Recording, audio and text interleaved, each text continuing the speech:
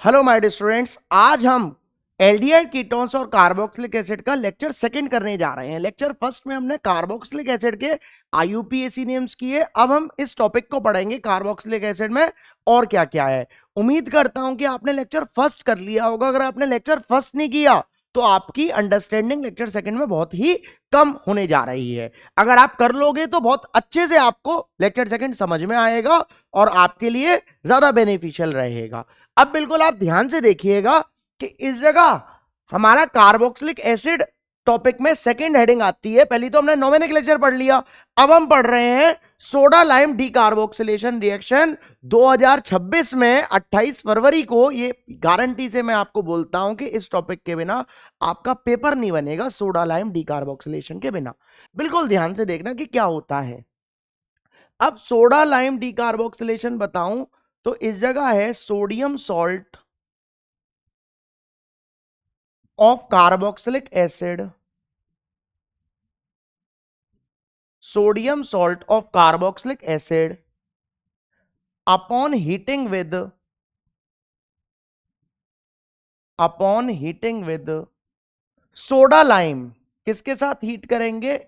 Soda lime, not Abdul वाला soda, soda lime. Soda lime क्या होता है? सोडा लाइम होता है NaOH प्लस CaO। इसका रेशियो होना चाहिए 3:1। कितना होना चाहिए? 3:1 इसका होना चाहिए।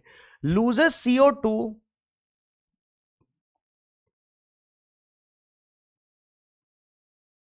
टू फॉर्म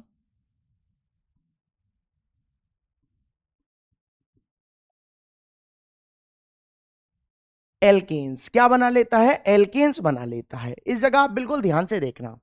जैसे कि अगर मैं इस जगह लिखूं कि ये बताओ ये क्या है? CH3COOH। सर ये कार्बोक्सिलिक एसिड है। अब कार्बोक्सिलिक एसिड में से हम क्या करेंगे? एक H हटाएंगे और इसकी जगह क्या लगा देंगे? सोडियम लगा लेंगे। तो इस जगह ये क्या होलेगा? Sodium salt of carboxylic acid होलेगा, जो कि इसका नाम क्या होता है? इसका नाम होता है सोडियम एसीटेट। कैसीटेट? एसीटेट। या फिर सोडियम इथेनोएट इसका नाम होता है। क्या होता है? इथेनोएट। अब इसकी रिएक्शन हम किसके साथ करवाएंगे? NaOH के साथ और CaO के साथ। किसके साथ? CaO के साथ। तो बिल्कुल आप ध्यान से देखिए कि कुछ नहीं होगा। बिल्कुल ध्यान से देखना कि इस जगह से तो COONA निकाला और इस जगह से हम क्या करेंगे? ऑक्सीजन को निकाल देंगे। अब इस जगह क्या बचा? CH3 और इस जगह H। ये दोनों चिपक जाएंगे तो क्या बना लेंगे? एल्किन बना लेंगे। ये क्या है? मीथेन है। क्या है? मीथेन। ये हाइड्रोकार्बन है कि इसमें हाइड्रोजन है और सिर्फ कार्बन है, बस ये चीज। तो इसको हाइड्रोकार्बन मीथेन हो लिया। प्लस हमारा क्या हो लिया? देखो Na और Na तो दो हो लिए, तो Na2 और कार्बन एक तो C और दो ऑक्सीजन है, एक ऑक्सीजन है, तो Na2CO3 हमारा रिड्यूस हो लिया। बोलिए क्लियर है कि नहीं है? एक और देखो बिल्कुल आप ध्यान से। अगर मैं इस जगह बेंजीन के ऊपर COOH बनाऊं तो ये क्या है? Benzoic acid. अब अगर मैं इसका H हटाकर क्या कर दूं? इस जगह Na लगा दूं तो इसका नाम क्या होलेगा? इसका नाम होलेगा सोडियम बेंजोएट। क्या होलेगा? सोडियम बेंजोएट इसका नाम होलेगा। इसकी रिएक्शन किसके साथ करवाऊंगा? NaOH के साथ और CaO के साथ करवाऊंगा। तो कुछ नहीं होगा, इस जगह से क्या होगा? COONA निकलेगा और इस जगह से क्या होगा? ONA निकल जाएगा और ये H इसके ऊपर आ लेगा। तो इस जगह हमारा क्या हो लेगा? इस जगह कि ये हमारा फिनाइल है और इसके ऊपर H लग गया तो ये हमारी क्या बन गई? बेंजीन बन गई। क्या बन गई? बेंजीन। प्लस Na तो Na2 और CO3 क्या हो लेगा? रिड्यूस हो लेगा। तो Na2CO3 हमारा रिड्यूस हो लिया। बोलिए क्लियर है कि नहीं है? मोस्ट इंपॉर्टेंट है ये। इस जगह सोडा लाइम NaOH और CaO होता है, इसका रेशियो कितना लिया जाता है? 3:1 लिया जाता है। वेरी इंपॉर्टेंट है, केस स्टडीज में पूछा जाता है। ठीक है ना? उम्मीद करता हूं कि आपने कर लिया होगा। इधर देखिए नेक्स्ट। ठीक है ना?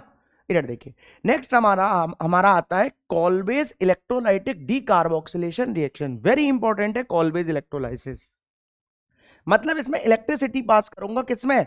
सोडियम सॉल्ट में, बिल्कुल ध्यान से देखना, CH3COONA, ये क्या है? सोडियम एसीटेट इसका नाम होता है। इसकी रिएक्शन मैं पानी के साथ करूंगा और इलेक्ट्रिसिटी पास कर दूंगा। कौन सी सिटी? इलेक्ट्रिसिटी। तो कुछ नहीं होगा, इस जगह हमारे कितने कार्बन दिख रहे हैं? 2 कार्बन। तो 2 कार्बन से हमारा हाइड्रोकार्बन बना रहा हूं, सीधे सीधे एल्केन बना रहा हूं, तो क्या बन जाएगा?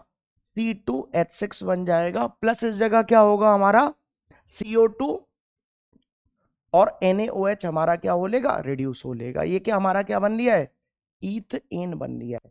बैलेंसिंग करूंगा तो बैलेंसिंग के लिए 2 इधर लगा रहा हूं, 2 इधर लगा रहा हूं और इस जगह 2 लगा रहा हूं। ये हमारी क्या हो रही है? बैलेंसिंग हो रही है। बस इस जगह कार्बन देखते हैं, 2 कार्बन, तो 2 कार्बन से एल्केन बना देते हैं, तो ईथेन बन गया। बोलिए क्लियर है कि नहीं है? नोट करो जल्दी से। उम्मीद करता हूं कि समझ में आ रहा होगा। इधर देखिए, नेक्स्ट हमारा आता है HVZ रिएक्शन। वेरी इंपॉर्टेंट है, याद रख लेना। ये HVZ रिएक्शन 2026 में पक्की आएगी ये रिएक्शन, इसके बिना पेपर नहीं बनेगा। इसका नाम क्या होता है? Hell Volhard Zelinsky reaction. Very very very very very very very very very very very very very important, most important है ये। बहुत ही ज्यादा पेपर में बहुत ज्यादा पूछी जाती है। बिल्कुल आप ध्यान से इधर देखिएगा, बिल्कुल ध्यान से। इसका क्या होता है इस रिएक्शन में? व्हेन कार्बोक्सिलिक एसिड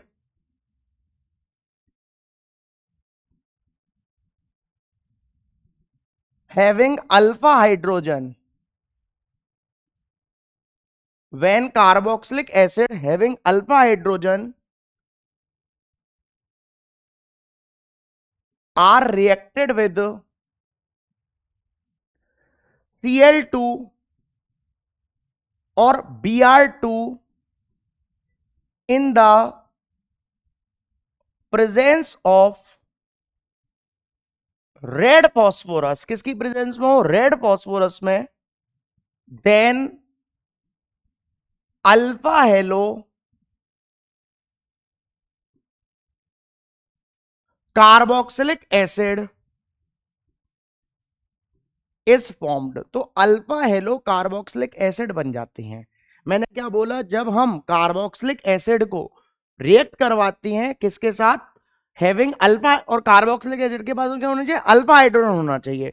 रिएक्शन करवा लें किसके साथ? Cl2 और Br2 के साथ in the presence of red phosphorus में, तो अल्फा हेलो कार्बोक्सिलिक एसिड बन जाती हैं। जैसे इस जगह ध्यान से देखना, बिल्कुल जैसे इस जगह अगर मैं लिखूं RCH2COOH, भाई इसमें COOH आ रहा है, तो डैम श्योर हो जाओ कि ये क्या है?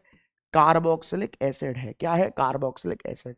इसकी रिएक्शन किसके साथ होगी? Cl2 के साथ या फिर Br2 के साथ इन द प्रेजेंस ऑफ किसमें? रेड फॉस्फोरस में होगी।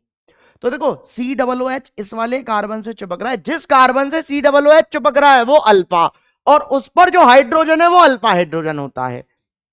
तो इधर से H, इधर से Cl, तो HCl जाएगा और ये हमारा इधर चिपक जाएगा, तो RCHCl और इस जगह COOH हो लेगा। इसका नाम क्या हो लेगा? इसका नाम हो लेगा अल्फा हेलो कार्बोक्सिलिक एसिड हो लेगा। क्या हो लेगा? Alpha halo carboxylic acid. बोलिए क्लियर है कि नहीं है? उम्मीद करता हूं कि आपको समझ में आ रहा होगा। मोस्ट इंपॉर्टेंट है, वेरी इंपॉर्टेंट है, बिल्कुल ध्यान से आप इधर देखिएगा। अब अगर मैं आपको इसका एग्जाम्पल दूं, वेरी इंपॉर्टेंट एग्जाम्पल है, बिल्कुल आप ध्यान से इधर देखना।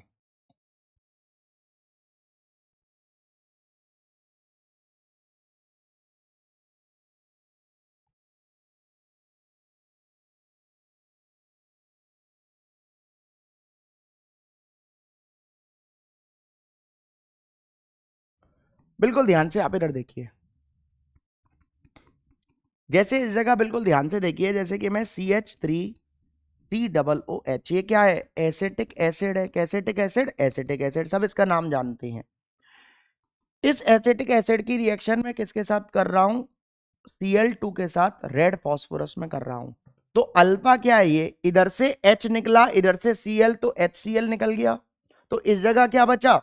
देखो CH2COOH बचा। क्या बचा? CH2 और COOH, और इसी जगह मैंने क्या लगा दिया? Cl लगा दिया। तो इसमें एक Cl है, तो इसका नाम क्या हो लेगा?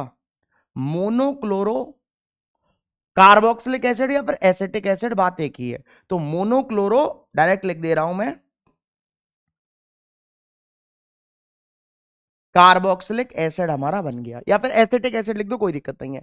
अब इसकी रिएक्शन फिर मैं किसके साथ करवाऊंगा, Cl2 के साथ और रेड फास्फोरस में। तो फिर इधर से H हटेगा, इधर से Cl, तो क्या हो लेगा HCl। अब इधर क्या हो लेगा Cl2 CH और COOH। अब इस जगह कितने हो लिए, दो, तो इसका नाम क्या हो लेगा डाइक्लोरो कार्बोक्सिलिक एसिड। इसकी रिएक्शन फिर मैं किसके साथ करवाऊंगा, Cl2 और रेड फास्फोरस के साथ। कब तक करवाते रहूंगा, जब तक अल्फा कार्बन पर हाइड्रोजन है तब तक करवाते रहो। अब इस जगह एक और बचा है, तो इधर से एक और H और Cl, तो HCl, तो इस जगह क्या बचेगा Cl3 और COOH। इसका नाम क्या हो लेगा, इसका नाम हो लेगा ट्राइक्लोरो कार्बोक्सिलिक एसिड। आप एसिटिक एसिड बोलो या फिर इथेनोइक एसिड, बात एक ही है, मैंने जनरल फॉर्म लिख दी है बस। बोलिए समझ में आ रहा है कि नहीं आ रहा, उम्मीद करता हूं कि समझ में आ रहा होगा आपको। वेरी इंपॉर्टेंट है HVZ रिएक्शन, पेपर में 2026 में इसके बिना 28 फरवरी का बोर्ड एग्जाम नहीं बनना, याद रखने, गारंटी के साथ ये रिएक्शन फंसेगी। लिखवा कर ले जाओ मेरे से रिटर्न में आप, ठीक है ना, नोट करिए जल्दी से, उम्मीद करता हूं कि हो गया होगा नोट। अब इस जगह आप ध्यान से देखिए, इस जगह हमारा आता है electrophilic substitution reaction of carboxylic acid. Very important है इलेक्ट्रोफिलिक सब्स्टिट्यूशन रिएक्शन, बहुत ज्यादा पूछा जाता है। इस जगह बिल्कुल ध्यान से देखिए कि दी डंडा मार के COOH group is a deactivating group, is a deactivating group, full stop. इसके बाद है it decreases the electron density, ये इलेक्ट्रॉन है, electron density on ortho and para position due to minus R effect, due to minus R effect, there four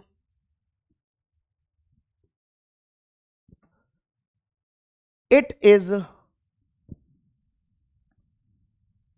Meta directing group. ये क्या होता है, Meta directing group होता है, Meta directing group.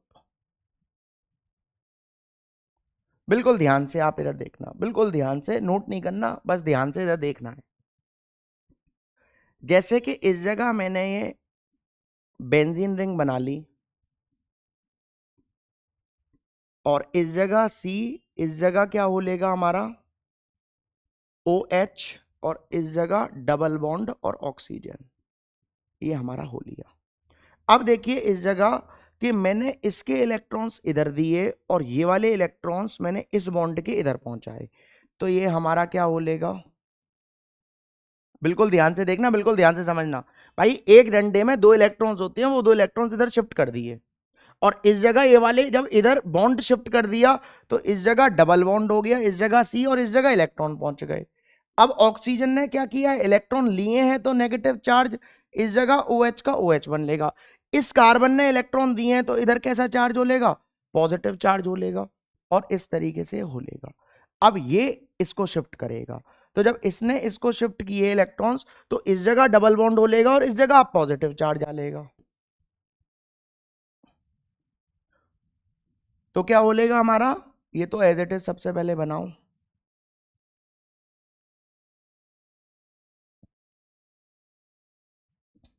और इस जगह डबल बॉन्ड और इस जगह पॉजिटिव चार्ज, और इस तरीके से। अब ये इलेक्ट्रॉन इधर शिफ्ट करेगा,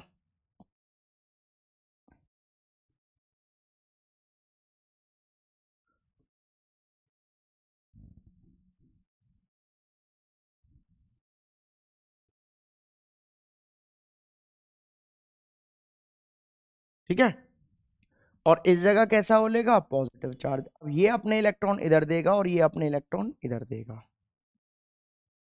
ये हमारा रेजोनेटिंग स्ट्रक्चर है किसका, COOH बेंजोइक एसिड का, बेंजीन के ऊपर COOH या फिर बेंजीन कार्बोक्सिलिक एसिड।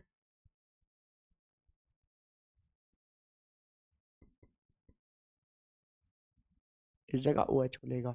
तो इस जगह हमको डायरेक्ट ये चीज देखनी है कि जो COOH होता है ये कैसा होता है, मेटा डायरेक्टिंग ग्रुप होता है। कैसा होता है, मेटा डायरेक्टिंग ग्रुप होता है। किसकी वजह से, -R इफेक्ट की वजह से। उम्मीद करता हूं कि आपको समझ में आया होगा। नोट करिए जल्दी से, इसको कर लिया होगा नोट, ठीक है ना। इधर देखिए, अब आप बिल्कुल ध्यान से इधर देखिएगा कि इस जगह अब मैं क्या कर रहा हूं कि ये COOH मैंने लिया बेंजीन के ऊपर, इसका नाम क्या है, बेंजोइक एसिड है। क्या है, बेंजोइक एसिड या फिर बेंजीन कार्बोक्सिलिक एसिड। इसकी रिएक्शन सबसे पहले मैं किसके साथ करवा देता हूं, Br2 के साथ, और FeBr3 में इसका ब्रोमिनेशन करवा रहा हूं। क्या करवा रहा हूं, ब्रोमिनेशन।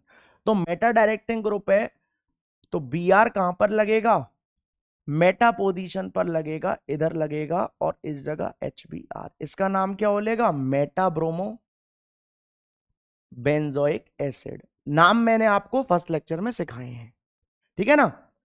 इसका अब मैं दूसरा क्या करवा रहा हूं, नाइट्रेशन। नाइट्रेशन क्या होता है, कंसंट्रेटेड HNO3 और कंसंट्रेटेड H2SO4। ये क्या है, नाइट्रेशन है। क्या है, नाइट्रेशन।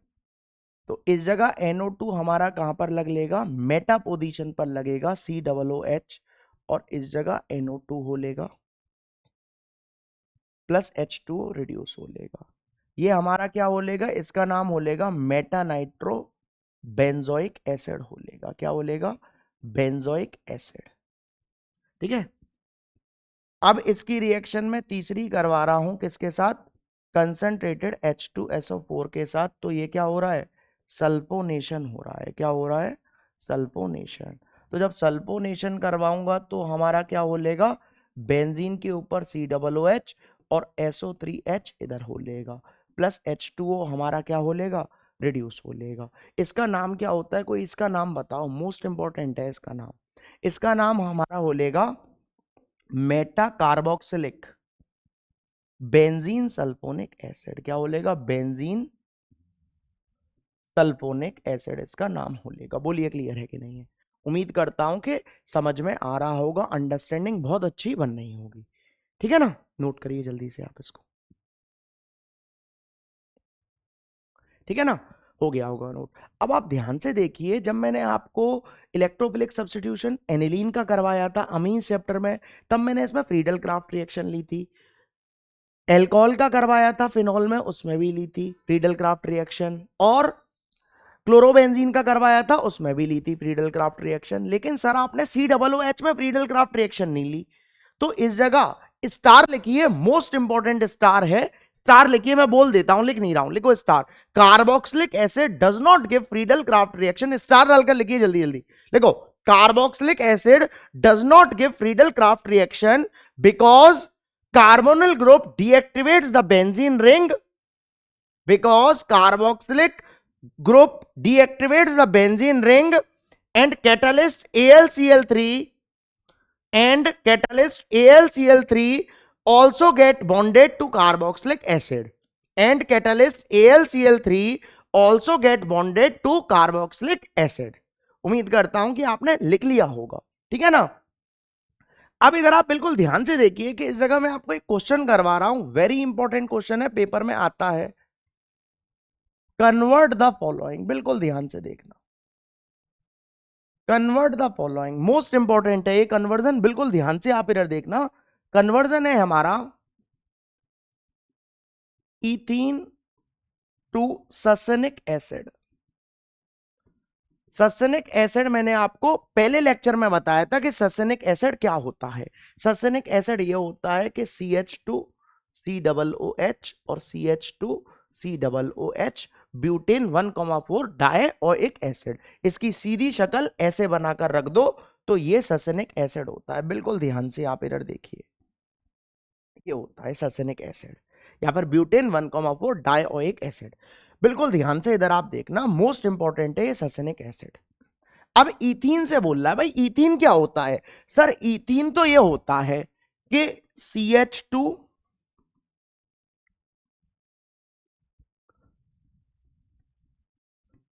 डबल बॉन्ड और CH2, सर ये इथीन होता है। और ससेनिक एसिड सर आपने अभी अभी बताया है कि COOH और CH2 और COOH, ये सर ससेनिक एसिड होता है। कैसे होगा ये, बिल्कुल ध्यान से आप इधर देखिएगा, मोस्ट इंपॉर्टेंट है, बिल्कुल ध्यान से। जैसे इधर देखो कि CH2 डबल बॉन्ड CH2, ये क्या है, इथीन है। क्या है, इथीन। इसकी रिएक्शन मैं किसके साथ कर दूं, Br2 के साथ कर दूं, कोई दिक्कत नहीं होनी चाहिए। इसकी रिएक्शन किसके साथ कर दे रहा हूं, Br2 के साथ। इसको इधर से ब्रेक करो और CCl4 और लगा लो, CCl4 की प्रेजेंस में होता है इथीन है ये।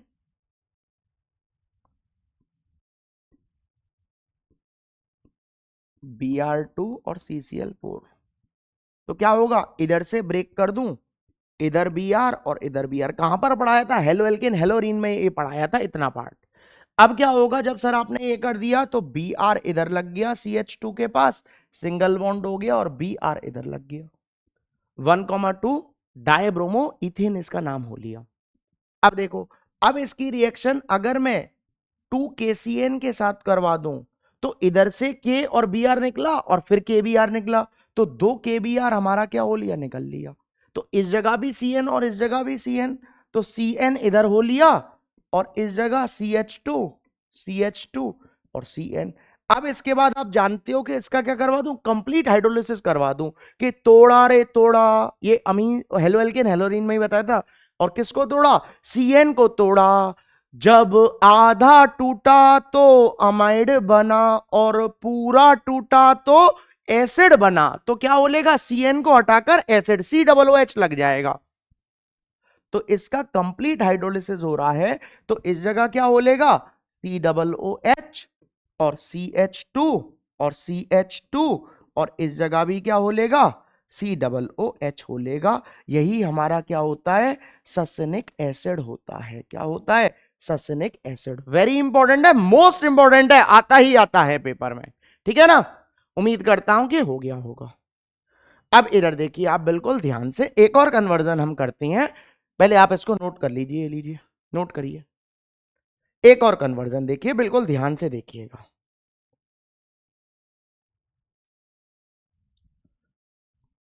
बिल्कुल ध्यान से इधर देखो, एक और कन्वर्जन, एक और कन्वर्जन हमारा आता है, ये हमारा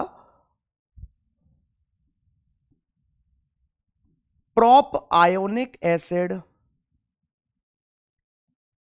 to lactic acid. Lactic acid मैंने बोला ना, पहला लेक्चर देखो, पहले लेक्चर में बता चुका हूं मैं सारी चीजें, बहुत अच्छे से सिखाया है।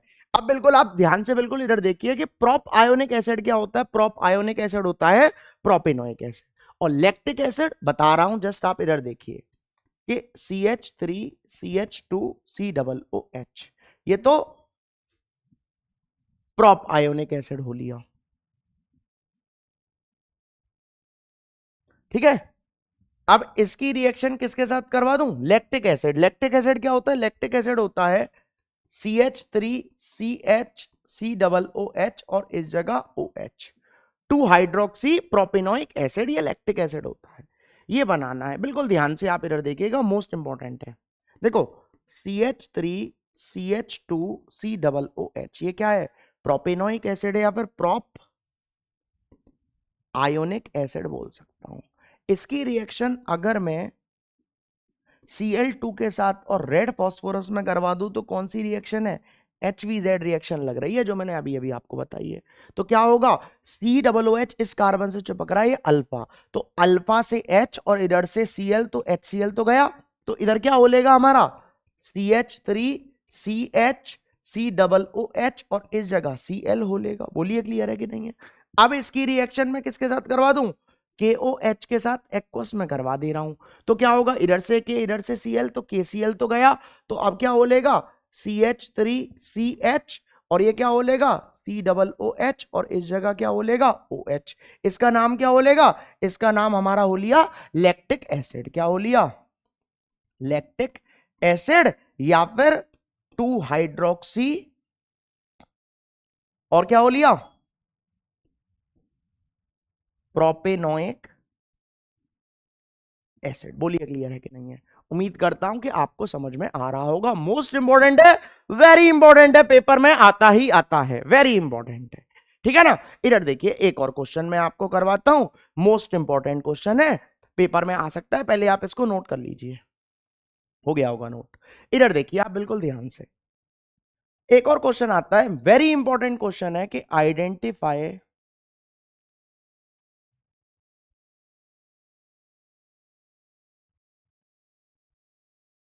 ए टू डी, ए से डी तक फाइंड करना है, बिल्कुल ध्यान से इधर देखो।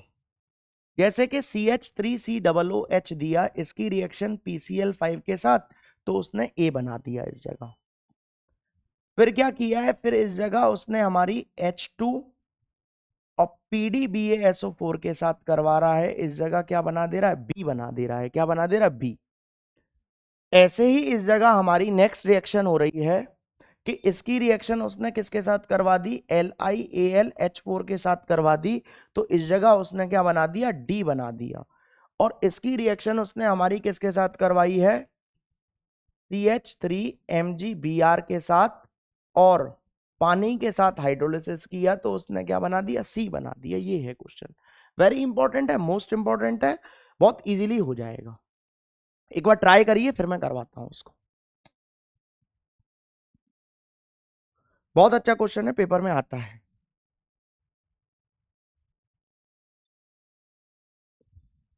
इधर देखिए आप बिल्कुल, आप ध्यान से,